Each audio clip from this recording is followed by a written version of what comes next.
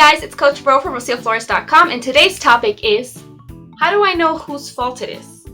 So I'm going to go ahead and assume that you're having some sort of conflict with your spouse, your friend, your coworker, and you want to know who's responsible and what you need to do to get past this little conflict situation.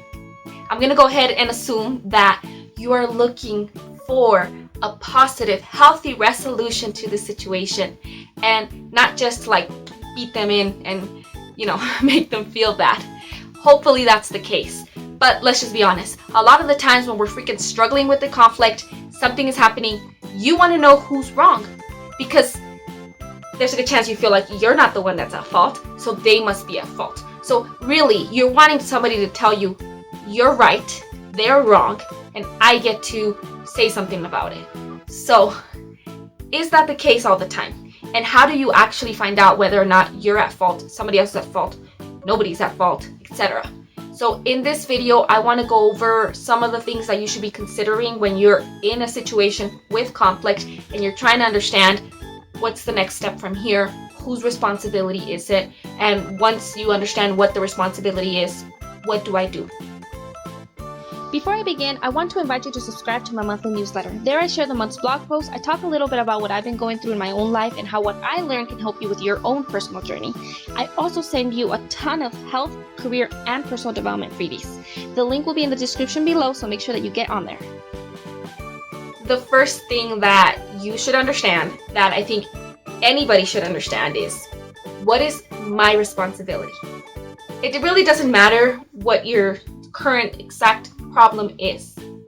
Obviously, your conflict, my conflict, your conflict in the morning versus your conflict in the evening are all different conflicts. And so obviously we can't talk about the specifics of what the responsibility is in this situation.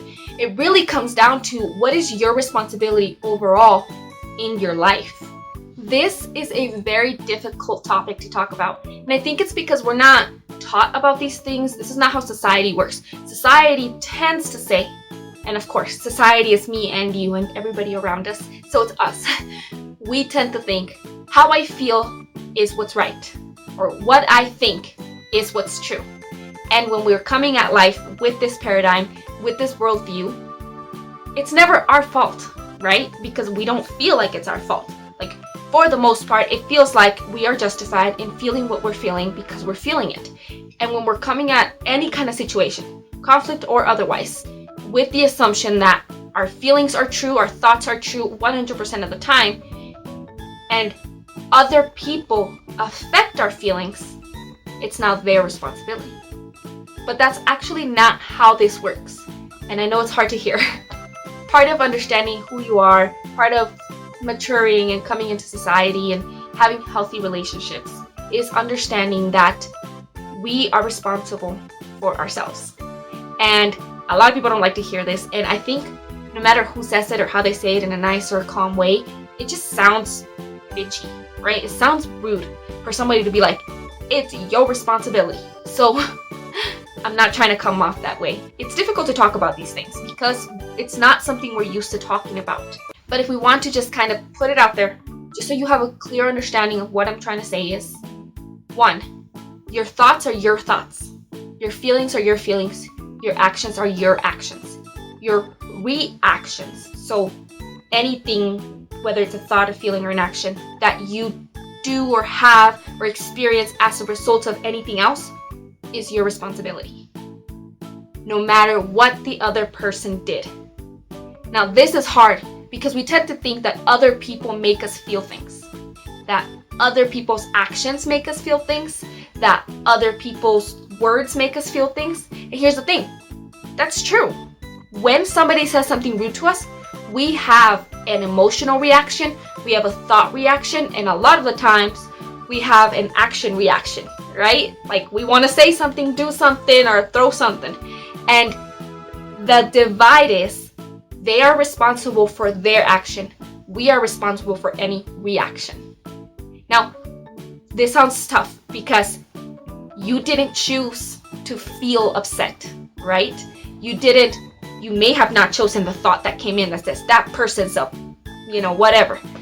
And then it also feels like you weren't in control of what you did afterwards. But deep down, at the end of the day, you are 100% responsible and in control of what happens. It just doesn't feel that way. But court cases will tell you that you are 100% responsible. And the thing is, because with time, with practice, if you're learning CBT, if you're learning how to do affirmations, if you're learning how to change your thoughts, if you're learning how to process emotions, if you're doing things that would generally be considered healthy for you and you're maturing and growing, etc., you will get to a place where you are in control of those things. But it doesn't feel that way from the beginning.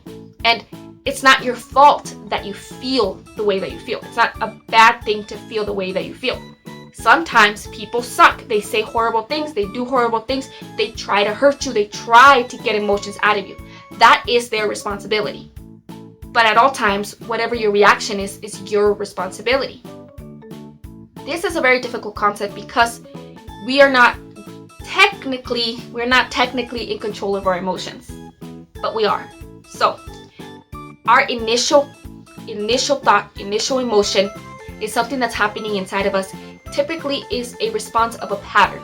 We are used to reacting that way because we were either taught that that's how things are, or that's just how things have always been, or we have reinforced these patterns in our lives. And they can be healthy or unhealthy patterns, but your body just does it. Your brain doesn't care. It's just a neural pathway. It says, point A was clicked, that button was clicked, and now step B happens. It's just how your body likes to react.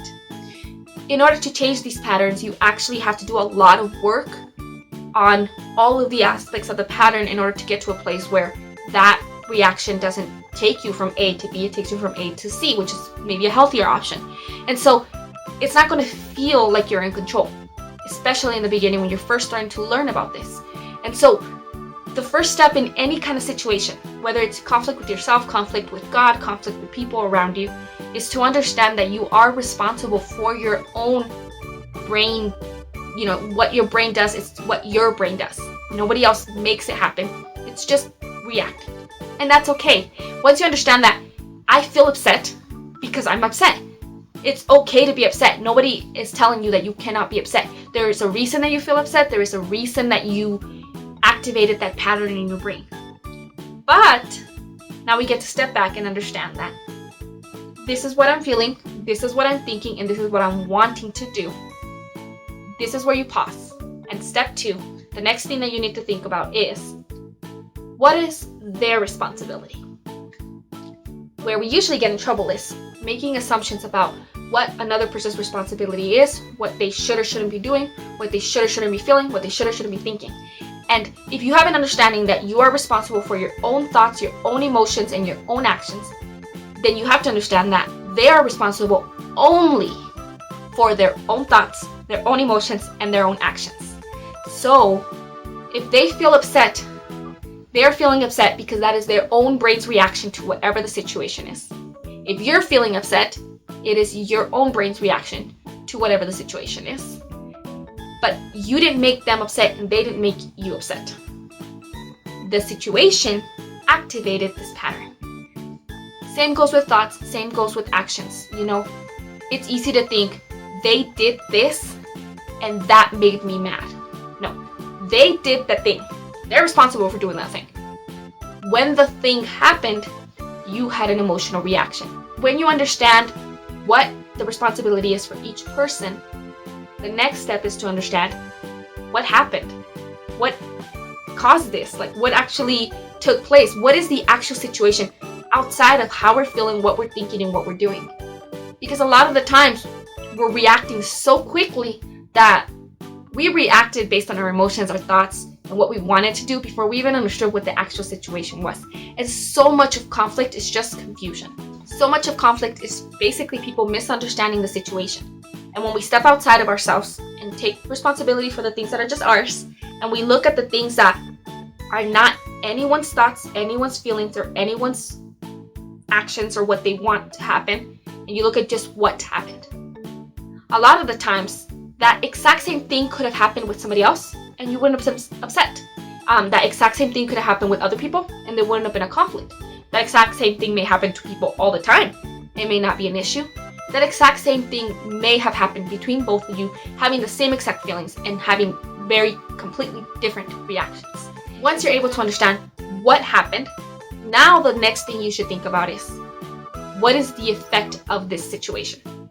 So outside of how you're feeling, outside of what you're thinking, outside of what you want to do, what you want to react with, what's actually happening and what will continue to happen with the situation. Once you understand what happened and what the effect of that thing has happened, right? Like who it's going to affect, how it's going to affect people, what needs to be thought of, what needs to be taken care of, then you can actually talk about what the solution is. In conflict resolution, when we're having situations with another person, a huge part of the resolution is to explain what you're going through, what you're personally experiencing, and how the situation is affecting you. And the reason that these I statements, where you basically say, I am feeling like this, and I am thinking this, and I am wanting to do this because this happened, and this is affecting me in this way, is so that you're not automatically putting the blame on someone else. And it allows them to see what's happening for you, so that they can then step back and realize, I am at fault because I chose to do something that would affect you in a negative way, and I need to change the situation. Or it allows you to see, I'm at fault because I'm reacting to the situation in a way that is not your responsibility, it's mine. And so you can't come to a solution without actually understanding what's happening, how it's affecting each person, and what the responsibility is of each of you. If it's all just feelings, like you're both just feeling upset, but the situation doesn't warrant that, the situation doesn't have to increase those feelings or create negative thoughts, then you both can say, well, you know what, the situation sucks. It's making both of us upset. It's making both of us think negative things about ourselves. And it's making us both want to do something that makes the situation worse. But what happened and the effect of it is not great enough, it's not severe enough for us to justify having these reactions. Then you're able to step back and realize it's no one's fault. And this doesn't have to be a conflict. This can be a situation that we handle together. Let's think of a solution. When you do realize that you're at fault or somebody else is at fault, this is where you take responsibility and then offer solutions. This is a tricky part because obviously, nobody likes to take responsibility. If it's their fault, it sucks. And so it's really hard. Like, nobody likes to take responsibility. Nobody likes to be at fault.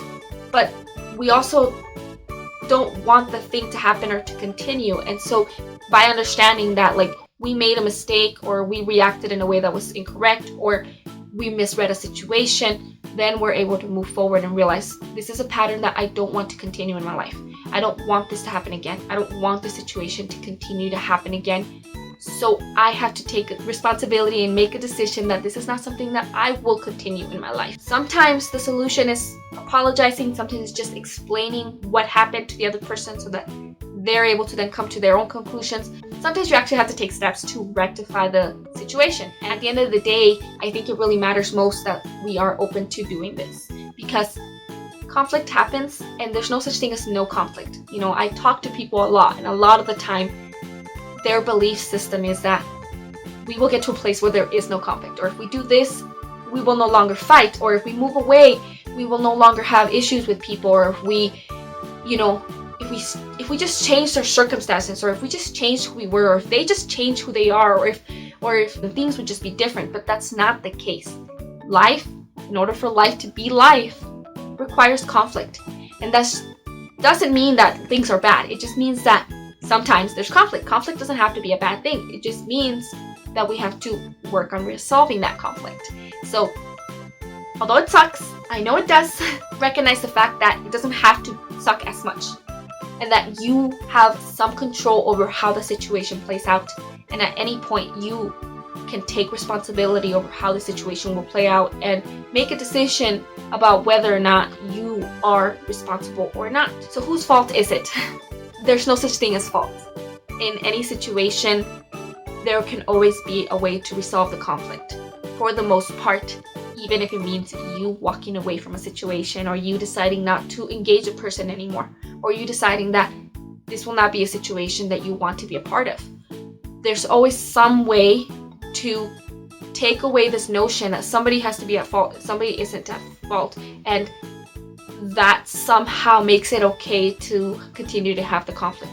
In any case, you can take this lesson, learn from it, and then apply it to the rest of your life so that it doesn't have to be an issue that you have to experience often again. Unfortunately, there's no such thing as a conflict-free life, and that sucks. I know. But there are ways to deal with conflict in ways that are a little bit healthier and a little bit better for us.